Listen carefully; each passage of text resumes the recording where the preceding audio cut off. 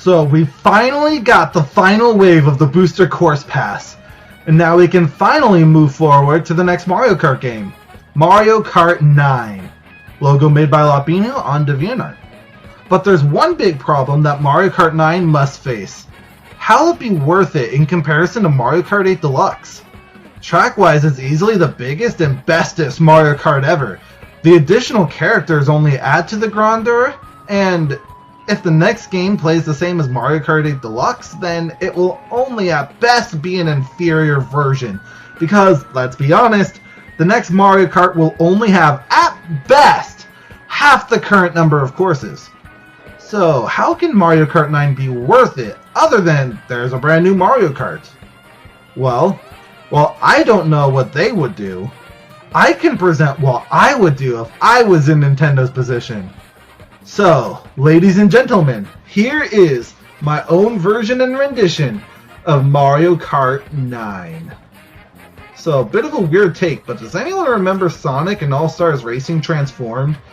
It came out around the same time as Mario Kart 7, so both were constantly accused of copying the other when, in reality, more than likely it was just a complete coincidence. But that's not what I want to talk about, because Sonic and All-Stars Racing Transformed did more than just Mario Kart, but it's Sonic and also a plane and a boat. What I remember from this game was that the cars weren't the only thing that transformed, but the tracks did as well. To quote the Sonic Wiki Zone, in addition, the tracks themselves changed during the race. For example, in Dragon Canyon, the bridges are destroyed by the dragons on the track's third lap, requiring changing into flight mode. Or in other words, for those who aren't too savvy, it's basically Mario Kart's Grumble Volcano, only on a much larger scale. Maybe a city can have increasing construction projects going on that forces you to take the same route differently. Maybe on a final lap, a dam could burst and a river overflows, causing more water to come onto the track. A cave could cave in, a factory could kick into overtime. Maybe a traffic jam forces you to go into anti-gravity to get around it. Basically, dynamic track design without forcing you to take a completely new route. To accompany this, I would like for Mario Kart to take another idea from All-Stars Racing Transformed. No more gliders. Kart should just straight up transform into planes. And while we're at it, boats and submarines as well, that have both on-water and underwater sections, so that all Mario Kart returning tracks can be treated equal. But also having the obvious return of anti-gravity. I love the idea of your kart physically changing like this to adapt to the literal changing landscape of the track. New tracks would feel so much more fresh than they did in Mario Kart 8, and returning tracks would be even more impressive than in Mario Kart 8, which those retro tracks were already very mind-blowing. But I also have another idea that can go alongside this rather big and radical shift. Red coins would now join regular coins on the track. What these would do is that once you collect 8 of them, you're teleported a set distance ahead, depending on either what place you're in or how far you are from first, allowing for an even better catch-up mechanic for those in last place, rather than just hoping to get lucky with items. This would need a very careful balancing, but the catch-up mechanic you can better control sounds like a dream. Of course, I also mentioned items. I don't know necessarily what new items I would add, but character-specific items like in Double Dash or Tour should definitely return. Any reason to pick a specific character outside of arbitrary stats is great, especially for casuals like me. But you all are probably here for the characters, so let me show you all.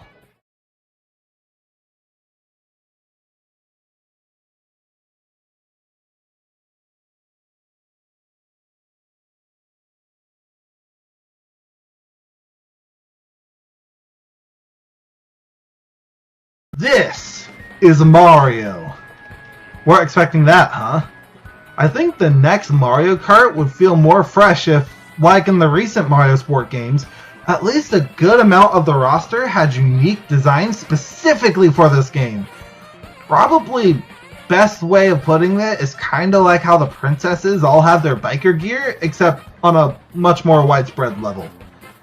But those who have seen my Nintendo Switch 2 Direct have already seen this outfit for Mario. So here's a brand new design for Yoshi. Plus, like in Mario Kart 8 Deluxe, Yoshi would also come in multiple colors, and a few other characters would have this trait as well. These are the only two characters I've drawn so far, but more than just these two would have new designs. I might open up a DeviantArt page down the road to showcase them all. Let me know if you guys would like to see something like that in the comments down below. But here's what you guys probably actually want to see. Now there's a few things I want to address right away. First of all of the non-Mario characters. These being the Miis, Link, Villager, Isabelle, and the Inklings, all returning from Mario Kart 8 Deluxe. But also Rob from Mario Kart DS, and even Pac-Man. Pac-Man was in the Mario Kart arcade titles, and I know this is just a pipe dream, but this is my Mario Kart game. I get to do what I want. Besides, Nintendo and Bandai Namco do have a very close relationship, given that they've worked on 3 Mario Kart arcade titles and 2, technically 3 Super Smash Bros. Games. I think this could all work. I don't know, it's kind of a 50-50, very much so not likely, but not out of the ballpark completely. I also have 3 other new non-Mario characters to add to the game: Kirby, King Dedede, and Captain Falcon. Captain Falcon specifically needs to happen, given that, on top of being known for racing, there are already 2 F-Zero tracks in 8 Deluxe, the Blue Falcon is a kart part, and in the modern era, Captain Falcon is really only known for crossovers. But you might be wondering, why both Kirby and King Dedede? Well, currently, Animal Crossing is the only non-Mario franchise to have more than 1 rep. So I thought it'd be cool to let another franchise be able to have this as well. Plus, both Kirby and King Dedede feel like great picks, and I'd love playing as both of them. Next thing I want to point out, a completely brand new character, Dry Bowser Jr. You see, ever since Double Dash, every new home console Mario Kart has added a brand new character never before seen in the rest of the Mario franchise. Best example, Double Dash was actually Toadette's first appearance in anything ever. Same could be said for Baby Daisy in Mario Kart Wii, and Baby Rosalina and Pink Gold Peach in Mario Kart 8. I would love to see this trend continue, but they need to be more creative than just creating new baby and metal characters. I know the same could be said and argue that this is just as uncreative, but it's different from what they've been doing. Plus, I love Bowser Jr. way too much not to do this for him. Sorry. You might also be wondering who this is. This is my whack character pick that no one would see coming, Hucket Crab. He's a little crab that throws coconuts at you in the new Super Mario series of games. He's not necessarily anything noteworthy, but a while back I went to find an out there choice for a previous Mario Kart roster I was coming up with, and made the mistake of imagining this guy racing in Mario Kart, and it just looks so adorable in my head.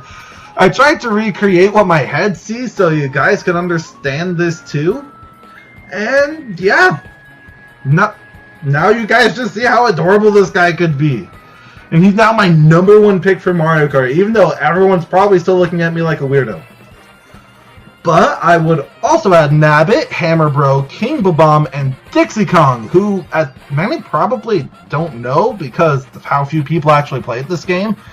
They're actually returning characters from Mario Kart Tour. And yes, I would have preferred any of these choices to Peachette. As for newcomers, I'd have Sprixie Princess, Boom Boom, and Paper Mario. Paper Mario probably wouldn't be able to work, right? I mean, he's a flat character. Well, in Mario Kart Tour, they had both 16-bit Mario and DK Jr. added. So Tour proves that 2D characters can work for Mario Kart, and I think this would be so much fun. I also want to point out that, just like what I said with Yoshi earlier, multiple characters would get multiple color variants, these being Birdo, Toad, Sprixie Princess, Koopa Troopa, Hammer Bro, Shy Guy Rob, Kirby Villager, and Inkling. and I'm pretty sure you all could probably easily imagine what exactly this would entail for each of them. But you might also be thinking, why not add Link as well?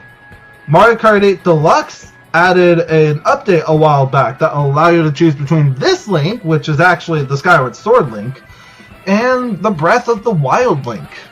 Why not have this return as well? Well, just like I said earlier, that a lot of the characters on the roster would get brand new designs for this game, and since there are so many unique designs for Link over the years, I thought it would be cool to give Link an original design for this game as well. Unfortunately, I don't have that design ready to show yet, but I promise I will have it in a future video. And speaking of future videos, the rest will be saved for a future video, such as tracks. I got a lot of cool ideas for tracks that I can't wait to show you all. So make sure you subscribe and hit that notification bell to know that when that comes out, because I take way too long to make these things. Look, I'm sorry. I'll try to get more consistent! But regardless, this is the best way to make sure that you're able to see when I do have my next video out. So, again, subscribe, hit that bell so you can know exactly when that happens, and let me know if there's any characters you'd like to see in Mario Kart down below that I didn't say anything. Maybe you want to see Koopa Paratroopa return, or Wiggler was in Mario Kart 8 Deluxe. Maybe you want to see that train rolling. I don't know. But whoever you want to see, make sure you let me know. And in the meanwhile, I hope you all have a fantastic rest of your day.